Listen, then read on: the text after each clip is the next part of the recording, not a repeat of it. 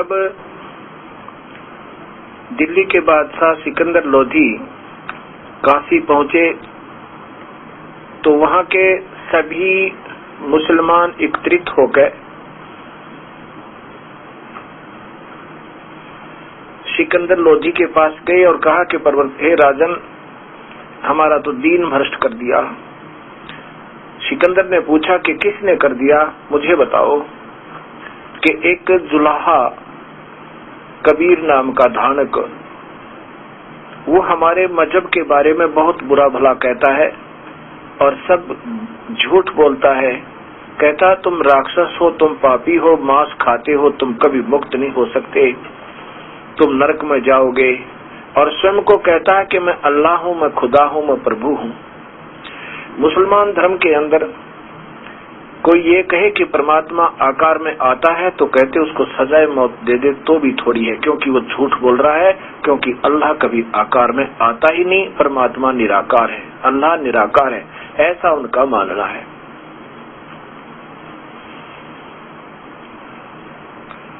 इस बात को सुनकर सिकंदर लोधी बड़ा कोपित हुआ और कहा कि ला उस दुष्ट आत्मा को पकड़ गए। उसी समय 10 सिपाही उस परम पिता को पकड़ कर ले आए और सिकंदर लोधी ने एक गऊ वहां दरबार में ला करके अपने राज दरबार के बाहर बंधवा रखी थी। कबीर साहब से सिकंदर लोधी ने कहा कि तू अपने आप को खुदा कहता है, अब बोल, क्यों नहीं बोलता तू? अब चुप क्यों बैठा है? कबीर साहब ने कहा कि हम ही अलग अल्लाह हैं, जिसको तुम अलग अल्लाह कहते हो, जो निराकार है, जो दिखाई नहीं देता, वो अल्लाह मैं हूं। अर्थात वो परमात्मा मुझे जानो, वो वही मैं हूं। हम ही अलग अल्लाह हैं। कुतुब गोस और पीर गरीबदास जी कहते हैं, कबीर साहब यूं बोले, गरीबदास कहते हैं कि कबीर साहब यूं बोले, गरीबदास खालिक धनी, खालिक धनी और हमारा नाम कबीर। जिसको तुम अल्लाह कबीर कहते हो, वो कुरान शरीफ में हजरत मोहम्मद जी की तरफ इशारा किया है कि उस कबीर अल्लाह को की पाकी बयान करो और वो अल्लाह मैं हूं। इस बात को सुनकर सिकंदर लोधी बहुत ज्यादा गुस्सा हुआ। कहने लगा, यदि तू अल्लाह है, वो गौ बुला मंगा करके सभा में और कहा कि इसको बिस्मिल कर दो। उस गौ के 2 टुकड़े करवा दिए। वो ज्ञाभन थी, गर्भवती थी।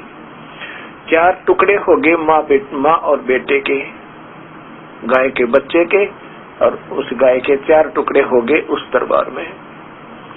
सिकंदर लोधी ने कहा कि यदि तू अल्लाह है तो कर दे इस गाय को जीवित, और नहीं तो तेरे टुकड़े टुकड़े कर दूंगा।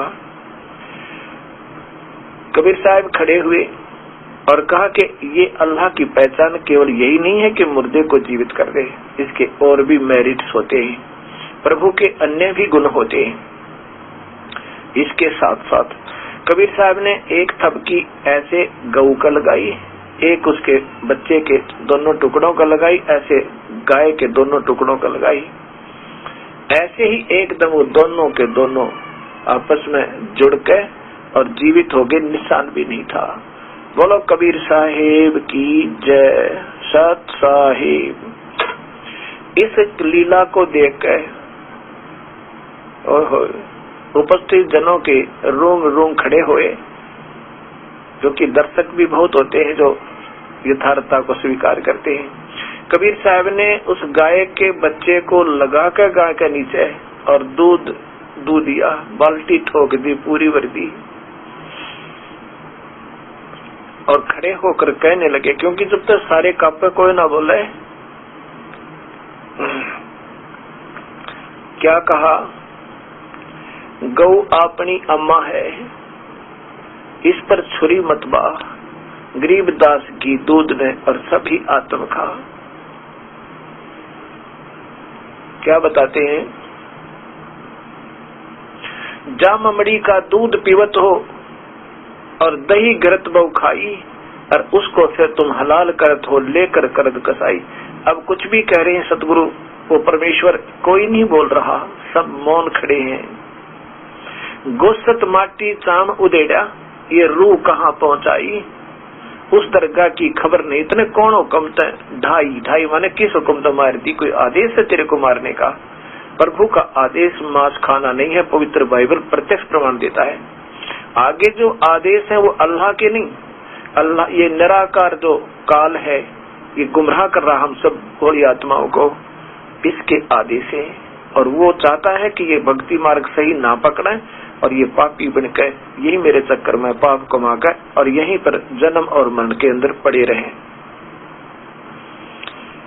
हक हक कर मुल्ला बोले मस्जिद बंग सुनाई, और 300 रोजे रखो और फिर खून करो। ये भाई स्वर्ग ना पहुंचो भाई, ऐसे स्वर्ग नहीं जा सकते। सूर गऊ की एक कमाटी आत्म रूह इलाही, ऐसा ही तो हिंदुओं ने सूर मारा, ऐसा ही गऊ मारी मुसलमानों ने, कहते दोनों की एक आत्मा है। आत्म रूह इलाही गरीबदास वो एक साहिब जिन ये उम्मत उपाई। उसी सुअर को बनाने वाला भी वही परमेश्वर, गाय का भी वही पिता। अब किसी पिता के पुत्र को चाहे तो बड़े को मार दे और चाहे छोटे को मारे, उसको दर्द बराबर होता है। आगे फिर बताया कि दिल ही अंदर हुजरा काजी, दिल ही अंदर हुजरा, और कर उस साहिब से मुजरा, उस परमेश्वर से मुजरा करे ताकि प्रसन्न हो, तेरे गुनाहों को माफ करे। ऐसे पाप करो ना करवाओ। अब कबीर साहब बता रहे हैं और सब मौन होकर सुन रहे हैं। मक्का मदीना दिल ही अंदर काबे को कुर्बाना, और काहे लेट नमाज करत हो खोजो जल स्थाना। भाव ये है कहने का कि केवल इस प्रार्थना से प्रभु प्राप्ति नहीं है, उस परमेश्वर का नाम लेकर फिर उसकी प्राप्ति करो। 70 काबे देख नूर के और खोल केवाड़ी झांकी, तापर एक गुमट है गोबी और पंथ डगरिया बाकी। हक हक कर मुल्ला बोले काजी पढ़े कुराना, और जिनको ओ दीदार कहा जो काटे गला दराना। कबीर साहब कह रहे हैं कि हक हक तक मुल्ला बोले है और काजी पढ़े कुराना, बकरे का काट रहे हैं और फिर वो हक हक करता है। हक का अर्थ होता मैं बिल्कुल सही कर रहा हूँ, और बेहक करता जा प्रभु के किए हुए बनाए हुए जीव को मार रहा, ये हक है नहीं। कबीर साहब बता रहे हैं हक हक कर मुल्ला बोले काजी पढ़े कुराना, और जिनको वो दीदार कहा जो काटे गला दराना। हे मालिक, जब दूसरे की गर्दन काटते उनको कद भगवान दर्शन देगा। फिर कहते अरस कुरस पर अल्लाह तकत है खालक बिन नहीं खाली, वे पैगंबर पाक पुरुष थे साहिब की अबदाली। हजरत मोहम्मद जैसे, हजरत मूसा जी जैसे, हजरत आदम जी जैसे, हजरत इब्राहिम जी जैसे, वो तो पवित्र आत्मा थी, पाक पुरुष थे, उस परमात्मा के कृपा पात्र थे। वो पैगंबर पाक पुरुष थे साहिब के अबदाली। अरस कुरस पर अल्लाह तो कुछ और इस खालिक बिन नहीं खाली। हजरत मोहम्मद को नहीं गोश्त खाया, कितना प्रमाण दिया है कबीर साहब ने, गरीबदास जी ने। कहते हजरत मोहम्मद ने नहीं गोश्त खाया, गऊ न बिस्मल की थी, एक बेर कहा मनी मोहम्मद ता पर एती बीती। नबी मोहम्मद नमस्कार है, ये राम रसूल कहाया, और 1,80,000 को सौगंध जिन नहीं कर चला। 1,80,000 जो महापुरुष हुए हैं उनको नमस्कार है, उन्होंने कभी कसम है उनकी, उन्होंने ऐसा जुल्म नहीं किया जैसा तुमने शुरू करा दिया। अब सिख धर्म में कीड़ी भी नहीं मारते थे, मांस तो बहुत दूर की बात है। और आने वाले 100 वर्ष के बाद कोई ये कहेगा कि सिख धर्म में मांस नहीं खाते थे, वो 10 गुरुओं ने कभी मांस तक छुआ भी नहीं था, तो ये मानने को ना, क्योंकि इतना सतर गिर गया हमारा। ऐसे ही मुसलमान धर्म में मांस को छुआ भी नहीं करते थे, महापाप मानते थे। ये तो कुछ कारण ऐसा बन गया था, युग काल फिर नता दे सही बोड़ी आत्माओं को।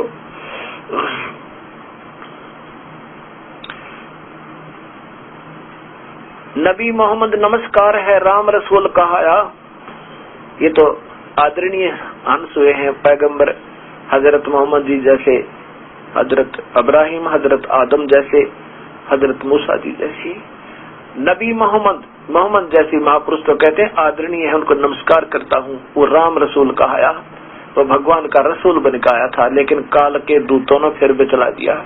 लेकिन फिर भी उन्होंने जुल्म नहीं किया। 1,80,000 को सौगंध कसम, 1,80,000 पैगंबरों की, उन अनुयायियों की जो पवित्र आत्मा थी, उन्होंने कभी कर्द नहीं चलाया, ऐसा जुल्म नहीं किया।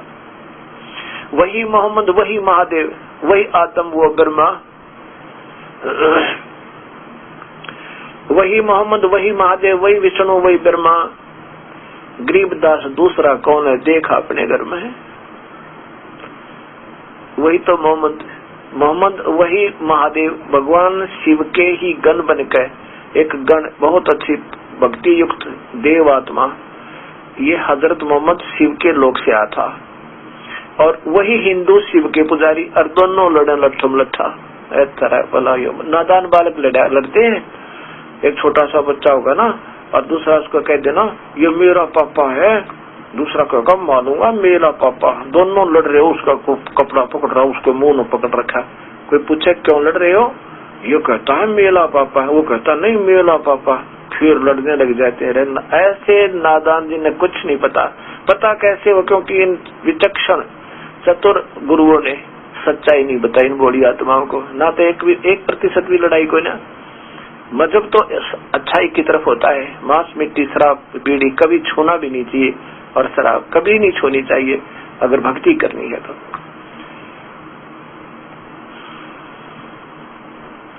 उस समय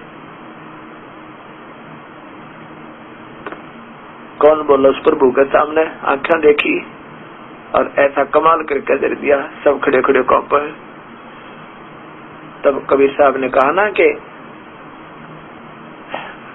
मोहम्मद को ने गोश्त खाया, हजरत मोहम्मद ने मांस नहीं खाया, और गौ न बिस्मिल की थी। एक बार कहा मनी मोहम्मद तात एती बीती। क्या हुआ, हजरत मोहम्मद जी को कबीर साहब आकर मिले थे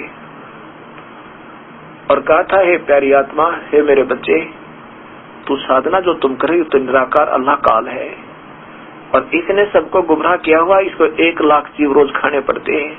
ये पूरी सृष्टि रचना सुनाई हजरत मोहम्मद को। हजरत मोहम्मद जी को बड़ी बात अच्छी लगी और कहा कि दाता मुझे अपना एक वो सतलोक दिखा दे। जब कबीर साहब ने सतलोक दिखाया, फिर वापस छोड़ दिए। गरीबदास जी कहते हैं कबीर साहब ने बताया कि हम मोहम्मद को वहां ले गयो सतलोक में, इच्छा रूपी वहां नहीं रहो। उल्ट मोहम्मद महल पठाया, महल माने शरीर में वापस भेज दिया, और गुज बीरज एक कलमा लाया। ये कलमा वहां से लेकर आया कौन, अल्लाहु कबीर, अल्लाहु अकबर। गुज बीरज एक कलमा लाया। कहते हैं रोजा बंग नमाज दई रे, उसने तो रोजा और ये बंग याद करो, क्योंकि कबीर साहब फिर मिले नहीं, और फिर वो बहुत पुकार किया करते थे, अल्लाहु अकबर, हे कबीर भगवान, हे कबीर परमेश्वर, एक बार दर्शन दो, हे मालिक। लेकिन फिर वो मिले नहीं। वो पुकारा करते थे जोर जोर से। फिर उसके उन्होंने ये बताया था कि रोजा बंग नमाज दई रे, रोजा भी और बंग उन्होंने शुरू की थी, व्रत भी बताए थे, और नमाज रोजा बंग नमाज दई रे, और बिस्मिल की नहीं बात कही रे। उन्होंने ये जुल्म करने का हजरत मोहम्मद ने नहीं कहा था, गौ काटने का नहीं किया था। एक बार क्या हुआ, एक बार कही मोहम्मद ता पर एती बीती, मोहम्मद ने नहीं गोश्त खाया और गौ न बिस्मिल की थी। एक बार कहा मनी मोहम्मद ताते एती बीती। कैसे हुआ था, कहते हैं एक बार हजरत मोहम्मद जी को जब कबीर साहब का सानिध्य प्राप्त हुआ था, उनके विचार सुने थे, उनमें कुछ शक्ति बन गई थी, सिद्धियां आ गई थी।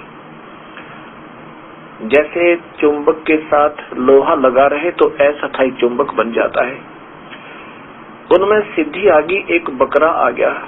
एक बकरा वहां पर बकरे भेड़ बकरियां चरा रहे थे, एक बकरा मर जाता है। हजरत मोहम्मद ने उस बकरे को जीवित कर दिया। अपनी परीक्षा करने के लिए कि मैं कर सकता हूँ, मेरे कोई शक्ति है कि नहीं, वो जीवित हो गया। अपने लेवल पर किया एक बार। फिर उसने दोबारा सैकड़ों व्यक्तियों के सामने कहा कि ये बकरे को मार के मैं जीवित कर दूंगा। उस बकरे को शब्द से मार दिया और शब्द से ही जीवित कर दिया। सब जगह वाह वाह होगी, सबने ये देखा कि हमारे नबी ने कमाल कर दिया। और एक बकरे को कति मर चुका था, हमने खूब देखा, उठा उठा के उसके कान देखे, वो मर चुका था, और आध घंटे के बाद उसको जीवित कर दिया। ओहो, ये तो खुद अल्लाह का स्वरूप आए हैं, अल्लाह शक्ति, अल्लाह के भेजे हुए रसूल हैं, ऐसा सब जगह चर्चा होगी। अब हजरत मोहम्मद जी को ये पक्का हो गया कि तेरी शब्द में शक्ति में शब्द में शक्ति आ गई है और तू कर सकता है। ऐसे एक दिन ऐसा ही ऐलान कर दिया कि उस निश्चित तिथि को मैं गऊ को ऐसे शब्द से मार कर और जीवित करूंगा। और कहा कि अब पूछने आते हैं जी, क्या ये सत्य है जो आपने बकरे को जीवित कर दिया? हजरत मोहम्मद जी ने कहा कि तुम सभी देख लेना और बुला लो जिसको नहीं यकीन होता है।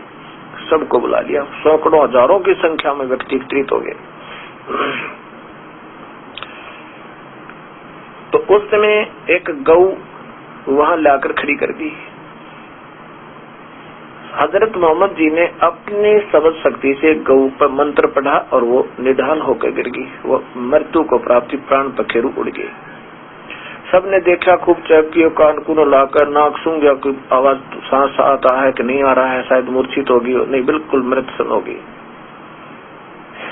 अब हजरत मोहम्मद जी कहने लगे अब मैं इसको जीवित करता हूँ, परंतु उनसे जीवित ना हुई। और तब देखा लाखों की संख्या में, लाखों हजारों की संख्या में व्यक्ति एकत्रित है और आज तो बेइज्जती होगी। उस समय अपने कबीर अल्लाह को याद किया। यहाँ गरीबदास जी ने लिखा है कि कबीर साहब ने बताया, जब हम मोहम्मद याद किया रे, जब हमको हजरत मोहम्मद जी ने याद किया रे और शब्द स्वरूपियों बेग गया रे। मुई गऊ हम तत्काल जवाई। उस समय कबीर साहब और कबीर परमेश्वर केवल मोहम्मद जी को दिखाई दे रहे हैं और जाके उस गऊ के ऐसे थपकी लगाते वो जीवित हो जाती है। अन्य व्यक्ति समझ रहे हैं कि हजरत मोहम्मद जी ने शब्द से उच्चारण करके अपनी गऊ जीवित कर दी। वो कबीर साहब और अन्य को दिखाई नहीं दे रहे हैं।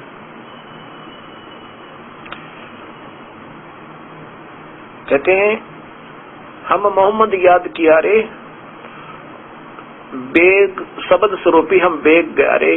मुई गऊ हम तत्काल जवाई, तब मोहम्मद का निश्चय आई। तुम कबीर अल्लाह दरवेशा।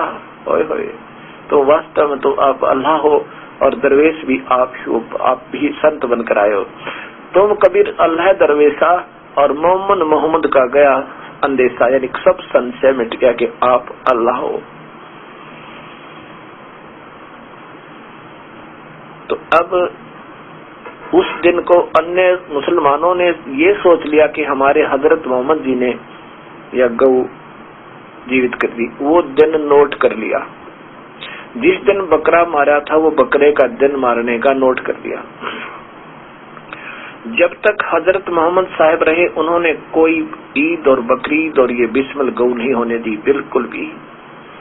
उसके बाद हजरत मोहम्मद ने बहुत कबीर साहब को याद किया पर फिर दर्शन नहीं दिए, क्योंकि कबीर साहब ने कहा था ये पांचवा वेद कतेब, वेद कहो चाहे कतेब कहो, ये चारों एक ही जैसा वर्णन है, मिलता जुलता वेदों और कतेबों में, यानी कुरानों में। तो पांचवा सूक्ष्म वेद जो ये दास बता रहा है, यही साहिब कबीर ने हजरत मोहम्मद को दिया था कि ये अब समाज में तू बता दे। लेकिन हजरत मोहम्मद उस समय अपने हिसाब से जो मार्गदर्शन करना था वो कर चुके थे। अब यहाँ समस्या आ जाती है, मान बढ़ाई और फिर आप आपसी उसमें भाई अब क्या बताऊं, पहले मैं क्या बता रहा था। इस करके हजरत मोहम्मद जी ने कबीर साहब के सूक्ष्म वेद को अर्थात सत्य ज्ञान को प्रचार करना स्वीकार नहीं किया। उसके बाद कबीर साहब ने दर्शन नहीं दिए। उन्होंने बहुत याद किया, बहुत कोशिश की, पर उसके बाद उन्हें दर्शन नहीं दिए।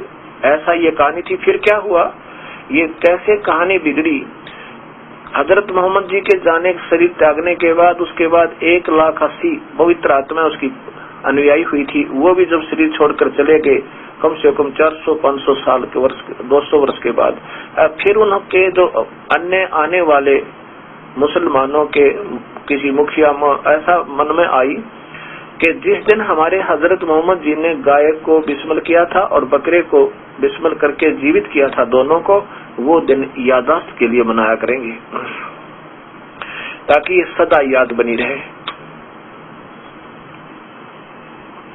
और उसके लिए वो दिन निहित कर दिया। और साथ में ये कहा कि हम खाएंगे नहीं मांस को, हम गौ को प्यार से बिस्मिल करेंगे, बकरे को भी प्यार से हलाल किया करेंगे और मंत्र बोलते रहेंगे, मंत्र बोलते रहेंगे ताकि हमें याद रही रहे।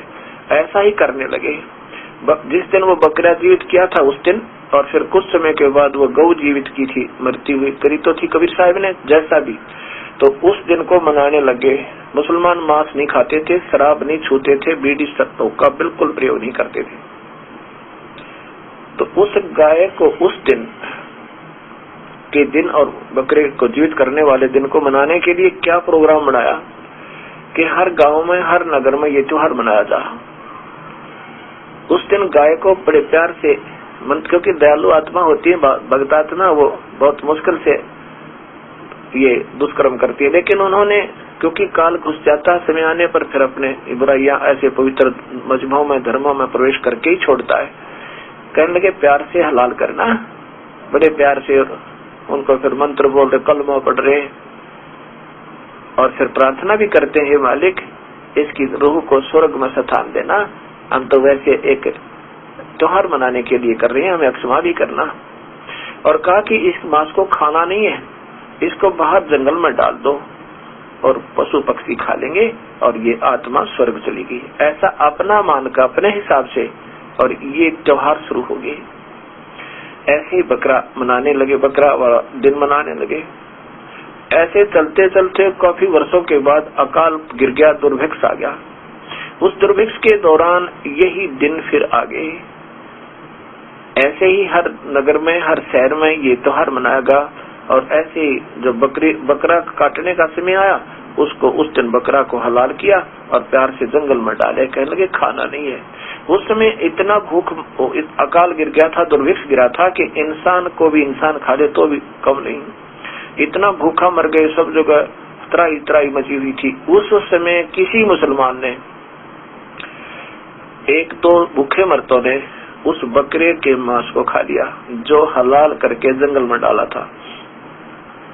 इस बात का पता मुसलमानों को लगा और कहने लगे इसने जुल्म कर दिया, मुसलमान होकर मांस खा लिया, ऐसा किया कि इसको सजा दी जाए, इसने जुल्म कर दिया है, हमारे धर्म में ऐसा नहीं होता है। तो ऐसी ऐसी घटना हर नगर में, हर गांव में होगी, एक एक दो दो। और उनकी खबर सब मुखिया जो बने हुए थे, हेड काजी मुल्ला, उनके पास पहुंची। अब उन्होंने सोचा भैया तो बात बिगड़ गई, अगर हम इनको सजा देंगे तो बहुत दुनिया है, हर नगर में 2, 4, 10 ने ये मांस खा लिया, और ऐसे अगर सजा देंगे तो बात बिगड़ जाएगी। उन्होंने ये कहा कि भाई देखो, सब एक ऐलान कर दिया साजला के सब जगह जाकर बता दो कि इनको माफ कर दो। कैसे कर दो कि इन्होंने जो मांस खाया है ना, वो कलमा से प्रसाद बन गया था, वो पाप नहीं लगा। अगर वैसे कोई मार के खाएगा ना, वो महापाप होगा। ये तो प्रसाद बन गया था, कलमा पढ़ दिया था ना इस पे, इसलिए अब सोचा तो उन्हें ठीक था कि ना दिया दुनिया इनको मार डालेगी, इन व्यक्तियों को। उनकी रक्षार्थ ये स्टेप लिया और फिर कहा कि इनको कुछ सजा दे देते हैं कि भी एक पशु जो इन्होंने मांस खाया है उसके बदले में 1 ऊंट या 2 ऊंट या 10 ऊंट, इनकी जान के बदले में, एक जीव के प्राण रक्षा के लिए उसकी कीमत रख दो। उस कीमत के पैसे ये जमा करावें, जब ये योग्य हो जाए, जब इनका दुर्भिक्ष खत्म हो जाए और कभी समय आए इनका ब्योत हो जाए, इनके निमित्त लिख दो। उस ऊंटों को बेच के और फिर एक सामूहिक प्रसाद बना के, हलवा खीर आदि बना के सब भंडारा प्रभु के नाम, अल्लाह के नाम निमित्त करके खाएंगे। उन्होंने सारा गांव खावे, ऐसा करके उनकी जान बख्श दी सब जगह। ऐसे फिर गौ के जीवित करने वाला दिन आ गया, वहां भी ऐसा ही कर दिया गया। वो भी ऐसे ही स्थिति आ गई, वहां भी फिर यही फैसला लेना पड़ा। ऐसे फिर ये क्या हो गया कि ये तो प्रसाद बन गया। अब ये बीमारी इतने पवित्र धर्म में और समय आने पर ये घर करेगी। आज कोई कहे कि मुसलमान मांस नहीं खाते थे, कतई नहीं मानना है, कोई नहीं स्वीकार कर सकता। ऐसे ही सिख हिंदू हुआ करते थे। हिंदू धर्म में कोई मांस खा ले, शराब पी ले या हुक्का पी ले और मांस खा ले, उसको तो कतई गांव से रिजेक्ट कर दिया करते थे, उनको कमीन कहा करते थे, गांव से बाहर निकाल देते थे, उनका दर्शन भी नहीं करते थे। इतने और अब हिंदू देखे घर घर में मुर्गे बने, अंडे बने और बकरे खावे। ऐसे और 100 साल के बाद कोई नो कहेगा हिंदू धर्म में मांस नहीं खाते थे या शराब नहीं पीते थे, हुक्का नहीं पीते थे, तो कोई नहीं माने। ऐसे ये भक्ति सतर गिर रहा। अब इसको फिर सुचारू करना होगा। यदि हमने भगवान की सहारा चाहिए और धर्म की आड़ चाहिए तो बीड़ी शराब मांस तम्बाकू तुरंत त्यागनी होगी। प्रभु प्रसन्न तब होगा। ठीक है, आपके पिछले संस्कार अच्छे चल रहे हैं तो इस आधार पर जो मांस खा रहा है, शराब पी रहा है, हुक्का पी रहा है, लूट खसोट कर रहा है, वो भी सुखी नजर आ रहा है, उसके पिछले पुण्य मिले हुए हैं। और जब आएगा ना कैर टूटने का समय, उसके माड़े कर्म आएंगे, जब देखना कुत्ता बने, खाज लागे, टांग टूट जाए, अंधा होगा, के जुल्म होगा इस प्राणी पे। ऐसे जुल्म करने वाले को प्रभु माफ नहीं करेगा, क्षमा नहीं करेगा। उस समय तो जी सारे चुप खड़े, कोई नहीं बोला कबीर साहब के सामने, क्योंकि सामने कमाल कर रखा। तब कबीर साहब ने बताया था कि मैंने ही हजरत मोहम्मद के सामने जाके ऐसे गौ जीवित की थी। पर वो जो मोटे वो होते ना महात्मा गुरुदेव, उनने सोचा तुम्हारी तो बात बिगड़ जाएगी, ये बुढ़िया जनता अगर सच्चाई मान लेगी तो तुम्हारी रोजी रोटी की, तुम्हारी बेइज्जती होगी।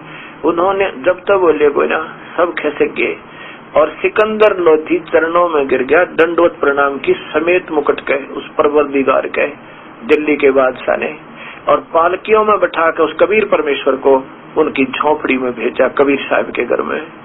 और आगे आगे कहते हैं, ये यहाँ तक लिखा है, बताया सतगुरु ने कि उनके जहाँ से वो जा रहे थे ऐसे बाजे भी बजाते हुए।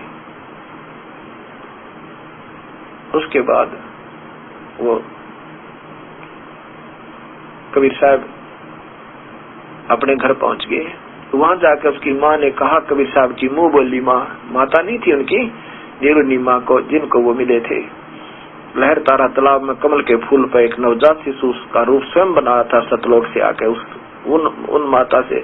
वो माता कहने लगी, बेटा कबीर तू ऐसे ना करया करे, तू मेरे दुख ने नहीं जानता, तू इकलौता पुत्र मेरा, और आज मैं इसका रो रो कर मर गई बेटा। यहाँ पे मुझे पता था कि आज वो बख्शेंगे नहीं, मेरे पुत्र को मार डालेंगे।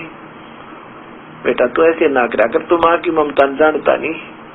तब कबीर साहब कहते हैं, माँ मैं क्या करूँ, साच कहूँ जग मार है और झूठ कही ना जाई हो, और साच ने पूरा पावते या झूठे जगपति आई हो। बता माँ मैं क्या करूँ, झूठ तो मेरे कहा जाता ना, और साची कहूँ तो दुनिया मारने दौड़ा। ये नकली गुरु इन बड़ी आत्माओं के, मेरी प्यारी आत्मा, मेरे बच्चे हैं, इनको चार बना रखा, कोई हिंदू बना दिया, कोई मुसलमान, सिख और ईसाई।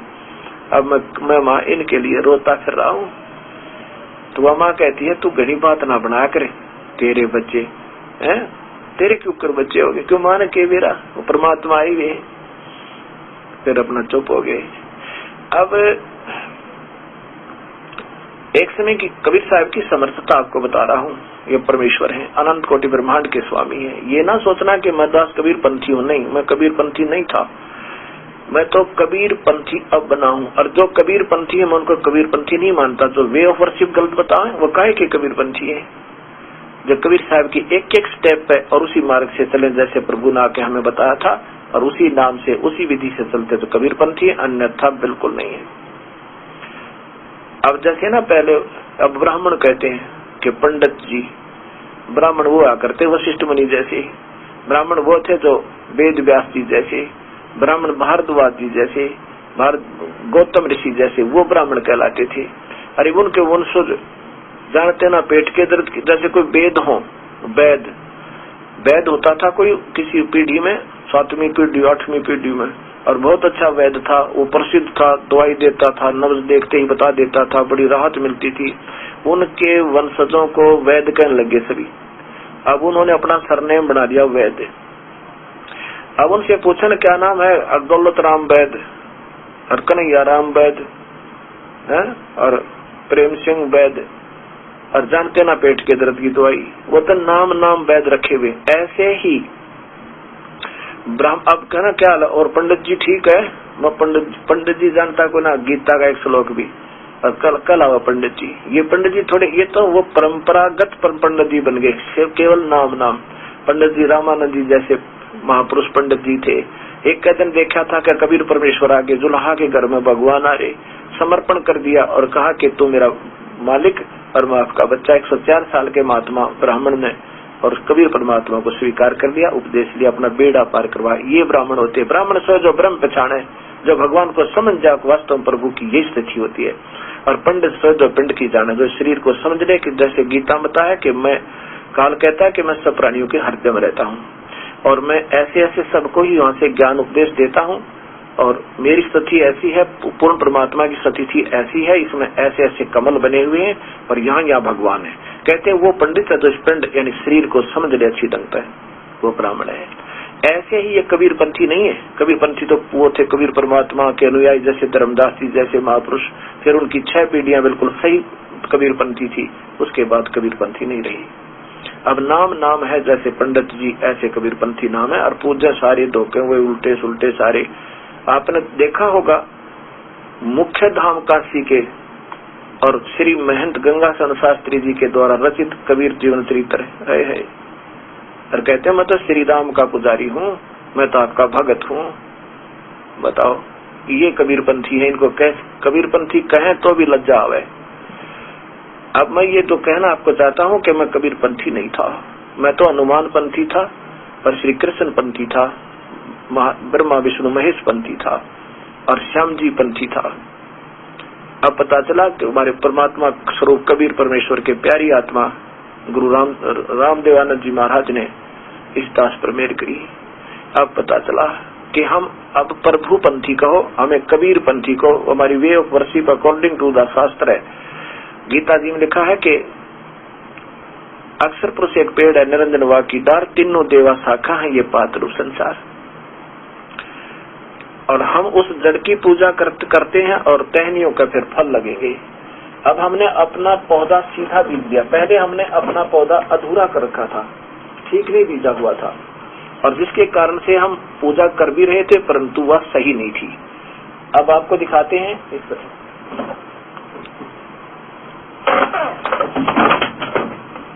ये देखिएगा, हमने पौधे को ऐसा बीजना चाहिए था। ये भक्ति रूपी पौधा है। अब हम सभी सही प्रभु पंथी बने हैं जब हमने सही ज्ञान हो गया। ये देखिएगा, सीधा बीजा हुआ भक्ति रूपी पौधा अर्थात शास्त्र अनुकूल साधना।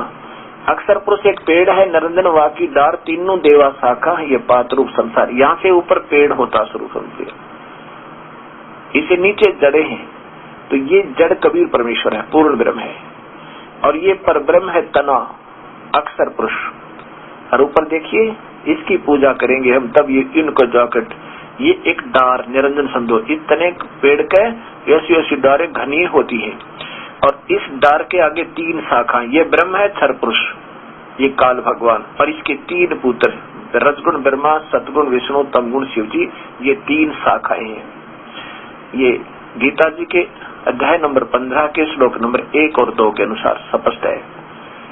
अब हमने ये देखिएगा, हमने ऐसे भक्ति करनी थी। ये पौधा भक्ति का ऐसे बीजना था, इसमें नाम, इसकी पूजा करनी कबीर परमेश्वर की, और फिर फल लगेंगे इन ब्रह्मा विष्णु में इसके। ये अपने प्यारे हो गए, ये आदरणीय हो गए, ये पूजनीय हुए।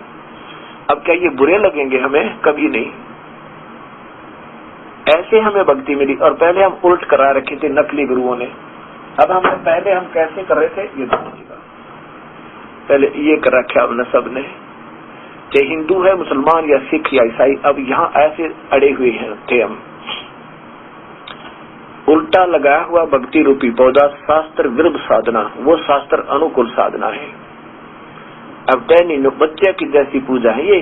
टहनी नीचे ने गमले में गाड़ दी और जड़ ऊपर को कर रखी। बताए कैसे प्रफुल्लित हो? इसलिए सभी भक्तिहीन हो गए, कहते हैं भगवान ये नहीं कर सकता, भगवान ऐसे नहीं कर सकता।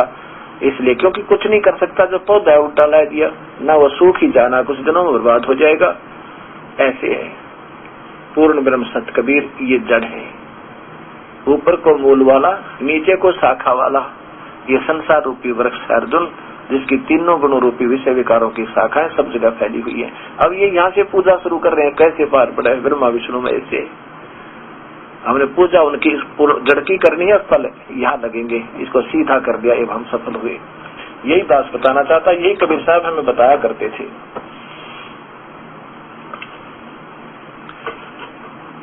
तो जब से इस दास को ये रास्ता मिला और दास के साथ ये घटना घटी कि एक जाली को बढ़ा दिया मेरे प्रभु ने, और उसके बाद अब इस संगत 2-2.25 लाख संगत 8 साल के अंदर हो गई है। और वो भी वो संगत है बीड़ी शराब मास्तमा को कभी छूती नहीं, और कोई देवी देवता, कोई श्राद्ध कनागत, कोई किसी प्रकार का कोई नहीं करता, बिल्कुल भी नहीं करते 8 वर्ष से। और उनके सुख देखो, आज पहले से 1000 गुना ज्यादा सुख हुआ।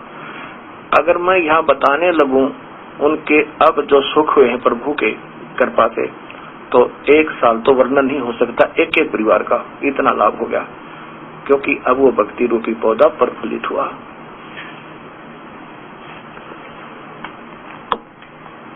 अब एक समय की बात है कि काशी के राजा काशी नरेश वीर देव सिंह बघेल, वो बड़े अभिमानी अहंकारी प्राणी थे। एक बार उन्होंने सत्संग करवा रखा था अपने बाग में, और स्वयं अपनी कोठी में विश्राम कर रहे थे। वहां गाने बजाने वाले, जागरण करने वाले अपने कर रहे हैं, वो बैठे आराम से। अके जाती दफा इनको 10-10 रुपए दे दूंगा, कूदते जाएंगे ये महात्मा। ऐसे वहां सत्संग हो रहा था, कीर्तन हो रहा था, कबीर परमेश्वर जा विराजे। और कबीर साहब ने इससे कहने लगे वो उपस्थित महात्मा जन के, आप भी भगत जी कोई सुना दो भगवान की महिमा। कबीर साहब ने कहा कि अब सूर्य को दीपक क्या दिखाऊं, आप महापुरुष सुना ही रहे हो। नहीं, आप भी सुनाओ कुछ संगत को। कबीर साहब ने बताया कि जिस ब्रह्मा और विष्णु और शिव को तुम अजर अमर कहते हो, वो अजर अमर नहीं है, ये तो नासवान है। ये तो नासवान है, इनकी तो बहुत, इनकी पूजा तो करनी मूर्खों की पूजा है। उस समय जी सारे महात्मा नाराज हो गए, कहने लगे अच्छा सिरफरा आया ये क्या बात करे हो आप, क्या कमाल कर दिया आप, कैसी बात करे हो। अब उस समय सब भोली जनता थी, कोई समझ नहीं सकता कैसे माने, क्योंकि सब बहकारे, झूठ बोलता है तो नादान है, इसको क्या मालूम है, कहीं नहीं लिखा ऐसा। लेकिन अब ये समाज अनजान नहीं है, आपके सामने प्रत्यक्ष होगा। प्रमाण के लिए देखिएगा, श्री देवी भागवत महापुराण गीता प्रेस गोरखपुर से प्रकाशित। इसमें स्वयं ब्रह्मा विष्णु महेश स्वीकार करते हैं कि हम अजर अमर नहीं, हम तो जन्म मरण के अंदर हैं। गीता प्रेस गोरखपुर से प्रकाशित है। श्री मद देवी भागवत केवल हिंदी। अब इसका प्रकाशन कहाँ से है ये देखना यहाँ पर।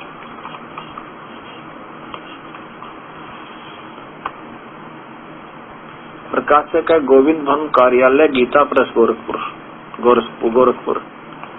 ये आपके सामने है। और गीता प्रेस गोरखपुर, और इसके अनुवादक कौन है? हनुमान प्रसाद पोदार, चिमनलाल गोस्वामी। इसके 123 पृष्ठ पर आप देखिएगा, ये 123 नंबर पृष्ठ है, ये 123 नंबर पृष्ठ है, यहाँ देखना। भगवान विष्णु कह रहे हैं अपनी माँ शेरा वाली से, दुर्गा से, कहते हैं तुम शुद्ध स्वरूपा हो, यह संसार तुम्ही से उद्भासित हो रहा है, ये संसार तुम्ही से उद्भासित हो रहा। मैं ब्रह्मा और शंकर, भगवान कह रहे हैं, भगवान विष्णु, मैं ब्रह्मा और शंकर, हम सभी तुम्हारी कृपा से विद्यमान हैं। हमारा आविर्भाव, जन्म, तिरोभाव मन मृत्यु हुआ करता है। केवल तुम ही नेता हो, जगत जननी हो, प्रकृति और सनातनी देवी हो। अब इसी के यहाँ देखिए साथ में भगवान शिव कहते हैं, भगवान शंकर बोले, हे देवी, यदि महाभाग विष्णु तुम्ही से प्रकट हुए हैं तो उनके बाद उत्पन्न होने वाले ब्रह्मा भी तुम्हारे बालक हुए, और फिर मैं तमोगुण लीला करने वाला शंकर क्या तुम्हारी संतान नहीं हुआ?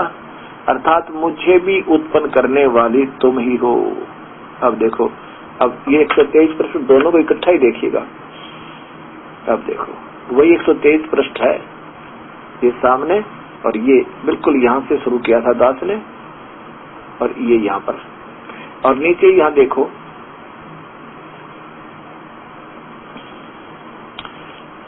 उन्हीं तीनों गुणों से उत्पन्न हम, ये तीनों गुण रजगुण ब्रह्मा, सदगुण विष्णु, तम गुण शिव जी नियमानुसार कार्य में तत्पर रहते हैं।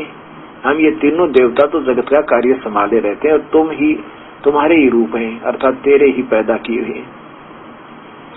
कहने का भाव है कि जैसे नियमानुसार जो आपने हमें कानून दे रखा ऐसे ही उसके अनुसार हम आपके आदेश से सब कार्य कर रहे हैं। और ये कहा करते थे तो अजरो अमर है ये तो, हाँ, और ये शेरा वाली इन तीनों देवताओं की माता है। इसका प्रमाण आप देखिएगा ये शिव महापुराण, क्योंकि ये शिव महापुराण जो है ये काल भगवान से प्रारंभ होती है। यही 3 रूप में रहता है, महाब्रह्मा, महाविष्णु, महाशिव रूप में। कहा? उस ब्रह्मलोक में। ये देखियो, और शिव महापुराण ये गीता प्रेस गोरखपुर से प्रकाशित है। और इसमें ये कहां से प्रकाश,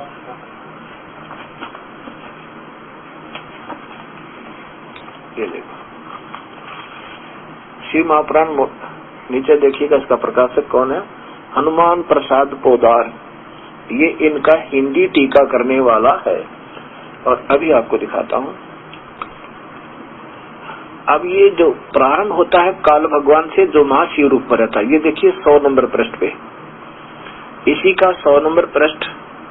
और काल भगवान जो महाब्रह्मा, महाविष्णु, महाशिव रूप में ये रहता है, जो किसी को पता नहीं लगने देता, ये भोली आत्मा ऋषिजन प्रारंभ तो वहां से करते हैं, उसे परब्रह्म कह देते, कुछ भी कहो।